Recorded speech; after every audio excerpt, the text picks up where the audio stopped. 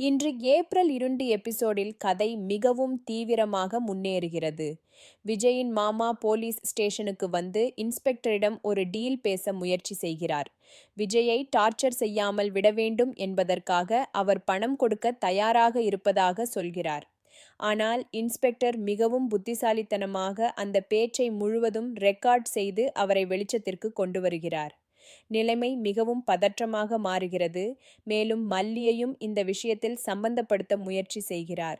விஜய் இந்த விஷயத்தில் நேர்மையாக நடந்து கொண்டு சட்டப்படி என்ன செய்ய வேண்டுமோ அதை செய்ய வேண்டும் என்று உறுதியாக கூறுகிறார்.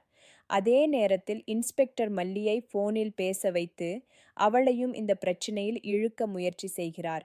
ஒரு கட்டத்தில் மல்லியும் அவளுடைய அண்ணனும் கைது செய்யப்பட போகும் நிலை உருவாகிறது. ஆனால் கடைசியில் விஜய் இன்ஸ்பெக்டரிடம் மன்னிப்பு கேட்டு நிலையை சமாளிக்கிறார். பிறகு லாயர் தீபன் ஒரு முக்கியமான யோசனையை முன்வைக்கிறார். போலீஸ் விஜயை அடித்ததால் அவரது உடலில் காயங்கள் இருக்கின்றன. இதை பயன்படுத்தி கோர்ட்டில் அவர் மீது வாக்குமூலம் வலுக்கட்டாயமாக எடுக்கப்பட்டது என்று சொல்லினால் வழக்கு முழுவதும் திரும்பிவிடும் என்று கூறுகிறார். இதனால் விஜய் வெளியே வர வாய்ப்பு அதிகமாகிறது. மேலும் உண்மையான குற்றவாளியை கண்டுபிடிக்க உத்தரவு வரும் வாய்ப்பும் உள்ளது.